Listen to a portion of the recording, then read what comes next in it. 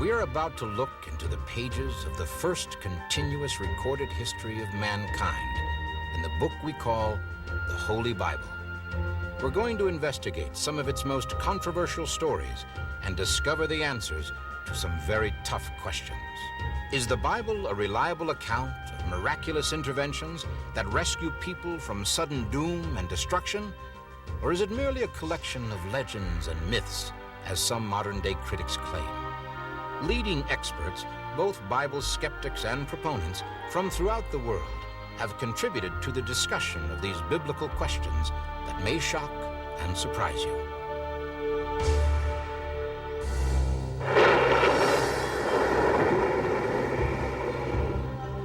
Mustafa's great uncle took us right up the side of this mountain, and we were going around rocks and above cliffs and below cliffs. It was like a trail. And I'm tired and I'm winded. When are we going to see the Ark? And then all of a sudden you look down and here's this huge, awesome ship sitting below you in this fog. You know, it's almost like you picture a dream. And there it is.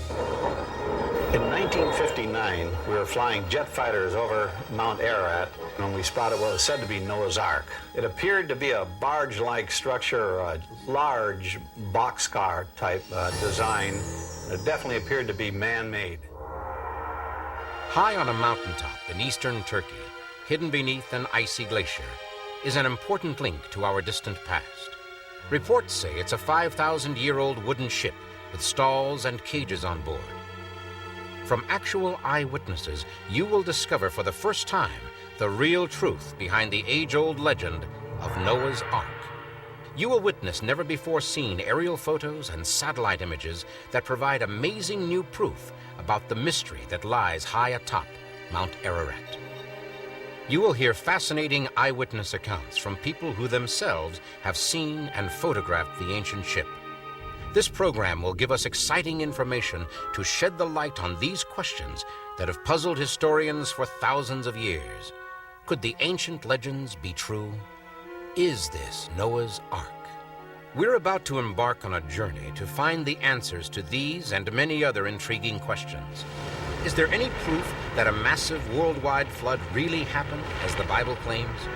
What new findings does modern technology, from satellite photography to the laboratory, offer in our quest of the Ark? How did Noah build his great boat? And what was it like for him and his family to face the greatest catastrophe the world has ever known? Who are these people who say they have actually seen the Ark of Noah? What photographic evidence or other proof do they have to back up their claims? Stay with us for a front row seat to the amazing first-hand discovery of the fabled Noah's Ark. Our search for the Ark of Noah is not meant to be a religious mission. Above all, this is an archaeological quest to determine if this ancient mystery is truth or fable. Ultimately, our quest is to find the Ark itself. Just what would it mean to us all to actually find the Ark and solve this great mystery? The discovery of Noah's Ark, in my estimation, would prove conclusively the authenticity of the Genesis account of a worldwide flood. If we can discover Noah's Ark, it will cause people of all faiths to reevaluate how they think about death, eternity, and how they live their daily lives. As the late editor of the National Geographic said here in Washington several years ago about the discovery of Noah's Ark, it will be the greatest archaeological find in human history and the greatest event since the resurrection of Christ, and will alter all the currents of scientific thought. The Ark is probably the best known and most debated religious artifact in the world. Ark researchers and scholars have raised many serious and controversial questions. Were thousands of animals actually taken on board an immense boat to survive a devastating flood?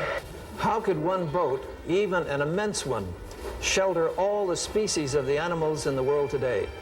How could 8 people have cared for and fed all of those animals at sea during that entire year? Why do we get some reports that people have claimed to have seen the Ark on Mount Ararat, yet dozens of well-financed expeditions have gone up there looking for it and have come back empty-handed? Either it's up there or it's not. Are the reported sightings of the Ark on Mount Ararat in Turkey the delusions of religious fanatics? Are they perhaps just innocently mistaken eyewitness reports? If so, how can we account for the ancient wood and artifacts found high on this treeless mountain? For many years, we thought the ultimate answers to these questions were lost to the ages. But now, modern scientific technology and new archaeological explorations are beginning to unravel many of the long-forgotten secrets of the Noah story. But our primary quest is to find genuine, convincing evidence of the Ark's existence and ultimately to find the Ark itself. To do that, we'll trace the footsteps of the Ark hunters who have gone before us. We'll follow clues gathered from their early expeditions as we mount our own search to find the legendary Noah's Ark.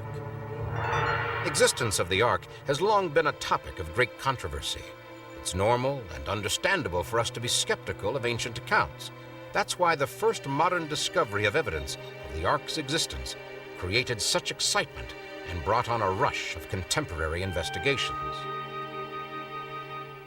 In the mid-1950s, Mount Ararat finally gave up its first 20th century physical clue to the Ark's existence and whereabouts.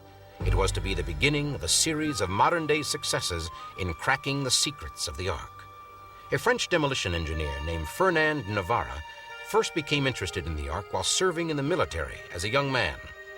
Navarra began the first of a series of expeditions to Mount Ararat in 1952. My Kurdish guides had abandoned me at the lower level of the mountain, and so I tried my best to proceed on my own. I was not able to find the Ark exposed, but I did see a massive dark shape frozen under the glacier ice. I knew then I would have to return to discover what it could be. Navarra did return in July of 1955, accompanied by his young son, Raphael. What we see here is actual footage filmed by Fernand Navarra and his son during their expedition. 1955 was a warm year with a great glacial meltback. I know if I had a chance to reach the Ark, it would be now. It was Raphael who first spotted something. Navarra carefully lowered himself deep into a crevasse at the 13,500-foot level. The wood was easy to see, but was frozen into the ice. Still then, I had no idea how big it was. What Navarra chopped from the ice was a 5-foot hand-hewn wooden beam. I had dreamed of this. Raphael and I were excited like it was Christmas time. I tried to carry it down the mountain across my pack. It was very heavy. I could not keep my balance.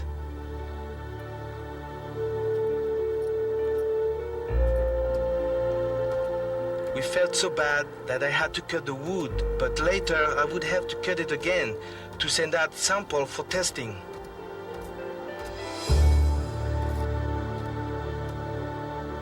A proud moment and fulfillment of a long-held wish. But was this actually wood from Noah's Ark? It was determined that the type of wood Navarra found does not grow near Mount Ararat. As a matter of fact, there's not a forest within 300 miles of the mountain. Navarra himself had the hand-hewn wood that he had found tested in 3 different laboratories. Now he was told that its age was about 5,000 years, clearly in line with the biblical account of the flood. The scientific tests proved beyond question that something very old, something very mysterious, was definitely on Mount Ararat. Fernand Navarra's exciting discovery had opened the door to a new generation of Ark hunters.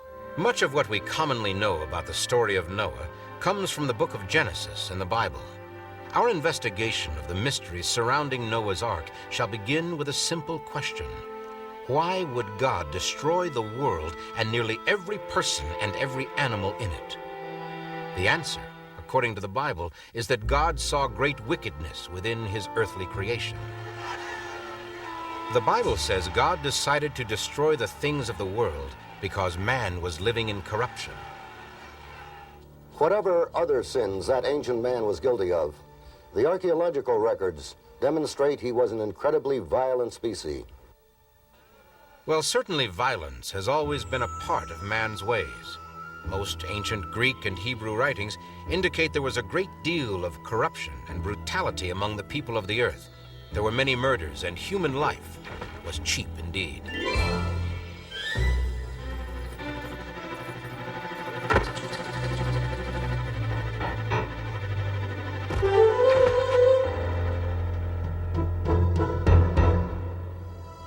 But God saw that one man and his family were righteous, the man who was called Noah.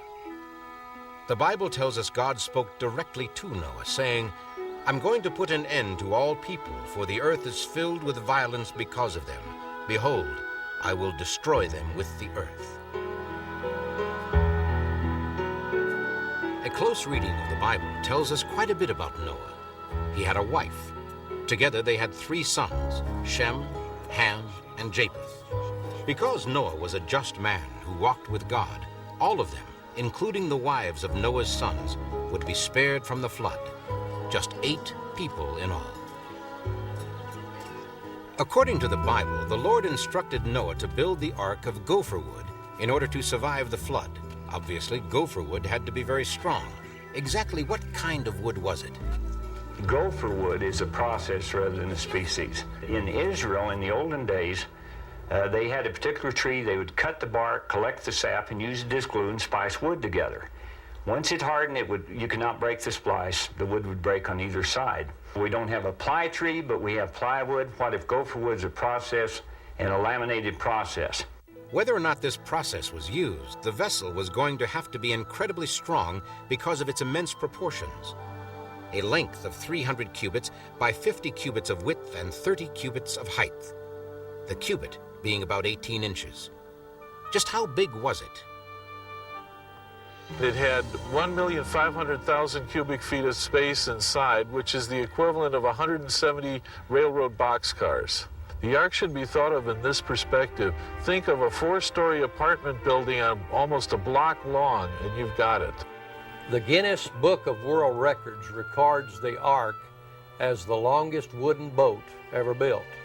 And during World War II, the USS New Mexico and the USS Oregon were built on the same proportional dimensions as Noah's Ark, 6 times longer than it was wide.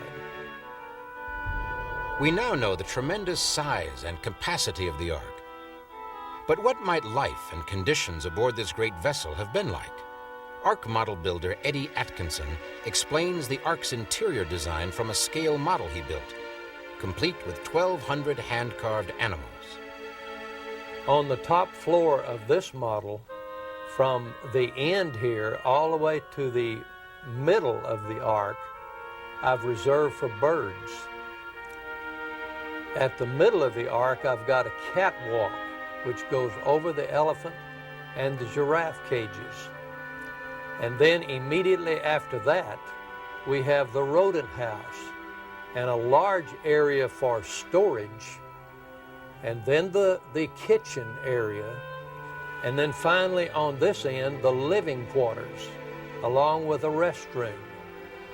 On the middle floor of this model, I've started on this end with all the large cats, the tigers, lions, and so forth. Immediately next to them, I've got the hippos and the rhinos and then the elephants, almost in the middle of the ark model. Right next to the elephants over a large hallway, I've got the giraffes and then the horses and zebras and many of the other domestic animals, a large storage area, and then the area down here reserved for some foodstuffs. On either end of that middle floor, I've got built in a stairway to go up. The construction of the ark continued over many years. Noah's neighbors came to laugh and scorn as Noah and his family worked toward completion. The construction by hand of a floating vessel of these huge dimensions boggles the mind. How was it possible for Noah to have built the ark on such a grand scale as recorded in the Bible without the use of modern technology? If we look at the evidence left to us by ancient civilizations, we find that the further back we go, the more amazing are the accomplishments. The ancient Minoans were highly advanced. Some of the reconstructions of their temples that were destroyed catastrophically reveal that they had tremendous abilities, architectural skills and artistic design. We see their inlaid stone, natural ventilation, and air conditioning. We could go to Egypt and look at some of their artifacts, some of which are electroplated. Such electroplated artifacts have been found literally around the ancient world. The ancients were also able to make batteries and generate electricity. The ancient Mayans were able to calculate the solar year to be 365.2420 days, accurate to within 2/10,000ths of a day. Or we could look at this lady buried over 2,100 years ago in China, and today her body is perfectly preserved so that it can be examined by an X-ray technician. Her body was buried at the base of a mound, and when it was excavated, they found a very complex system of coffins. Within the sarcophagus, they found many interesting things like a compact containing rouge, lipstick, powder, brush, silk gloves, a silk scarf, even lacquerware, and musical instruments. Exactly what the Bible claims the people of the past were able to do. From this information, we can easily draw the conclusion that, in fact, ancient man had a highly developed technology, easily sufficient to build a vessel the size of Noah's Ark. But do we know the geographic location where the Ark was built? The Ark was built at a pre-flood city, near a pre-flood city named Shuruppak.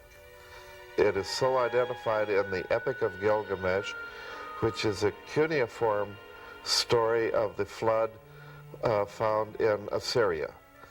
Shuruppak is also, with the same name, became a post-flood city. It is in southern Iraq. We know where the Ark also landed. It was in eastern Turkey. We know how far the Ark moved, 520 or more miles.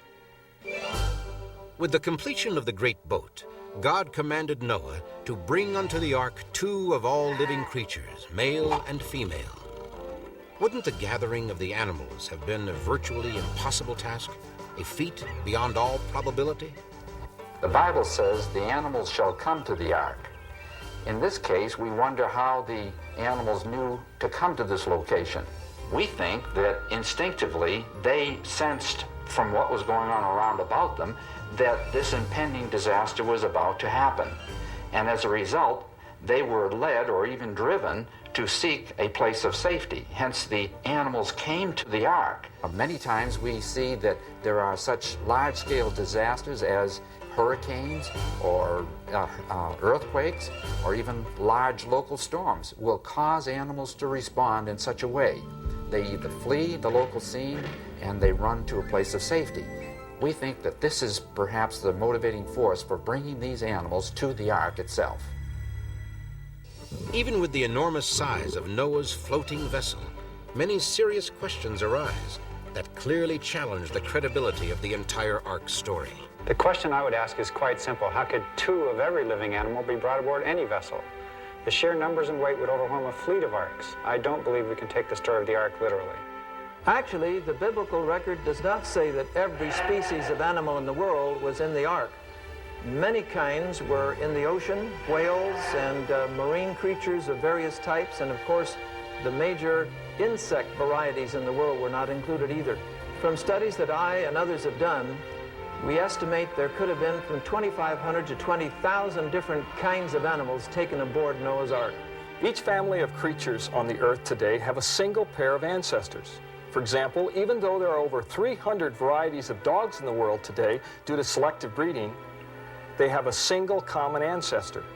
Considering the number of kinds of animals required to be put aboard the ark, there would have been ample room to load the ancestors of all the species we know today, with room left over for Noah's family, food, and supplies.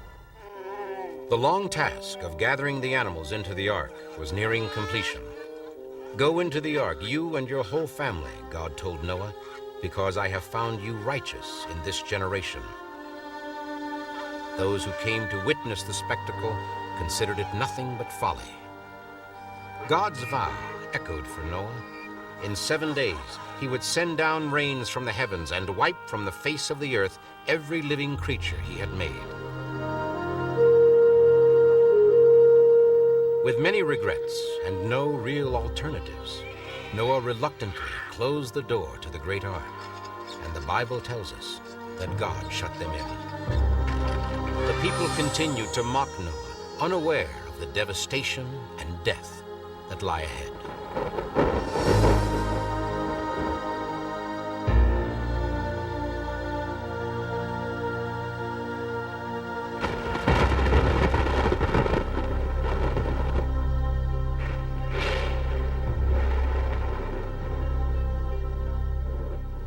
This may be the start of it.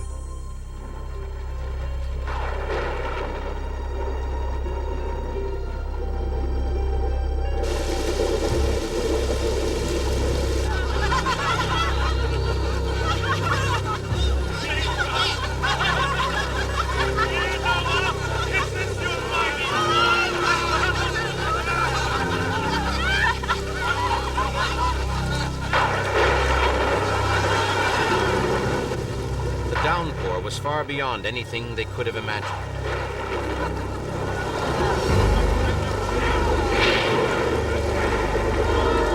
Their scorn was forgotten as their concerns turned to fear.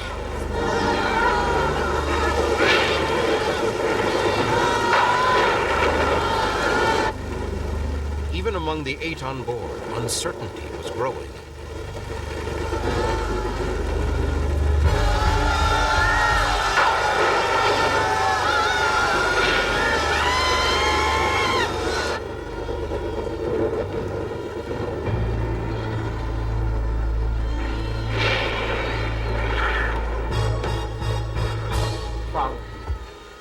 We can't allow them to perish. Certainly we have enough provisions to bring those poor souls on board. You know how I wish we could do what you're saying. But there's some bigger purpose, some bigger plan we're all part of. It's not in our hands to change that.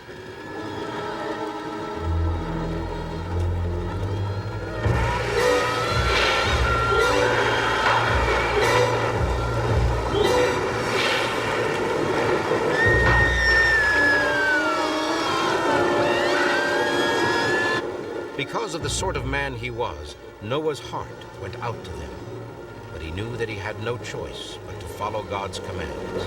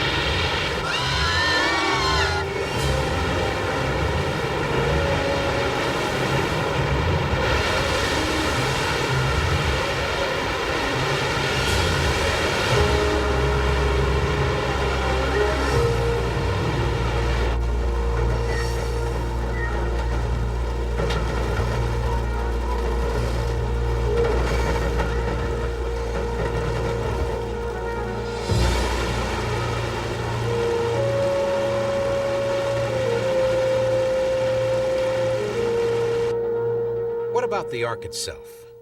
What was it designed to do during the flood?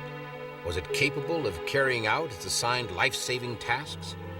Could a seagoing vessel built to the ark's specifications endure a 40-day-long cloudburst and survive in a violent storm-tossed sea for months on end? Would the ark be sound and stable in the water? Some scholars completely reject the idea that a wooden boat the size of Noah's Ark would be at all seaworthy. When it comes to the design and construction of the biblical ark, there are several important reasons it could not have existed. First, the technology needed simply did not exist. Second, any modern vessel today would have certainly foundered in far less weather conditions than the biblical deluge. It is highly unlikely Noah's wooden ark would have survived more than a few hours under such conditions. To examine this issue ourselves, we took a model of the ark to a marine laboratory to see how it would handle waves and other hydraulic stresses when subjected to the irregular waves generally found on the ocean.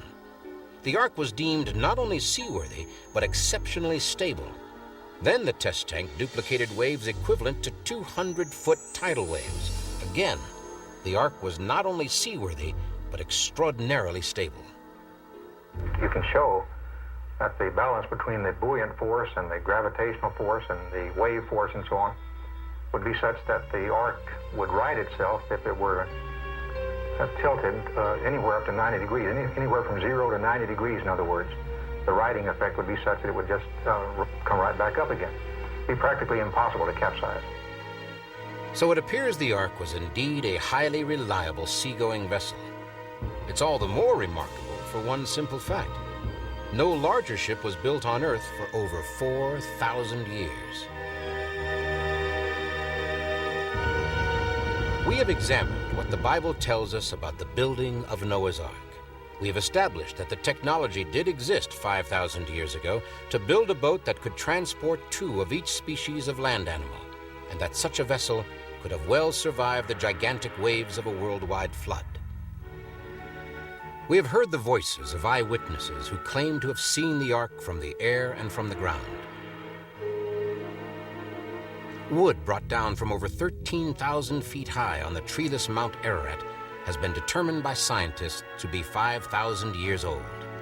All this mass of evidence supports the biblical account and seems to confirm that Noah actually did build an ark on which he, his family, and a pair of each of the earth's animals survived a catastrophic flood. But this story is much more than a question of whether Noah's Ark existed. It is the story of a faithful man who took God at his word, and as a result, accomplished a gargantuan task in the face of incredible adversity.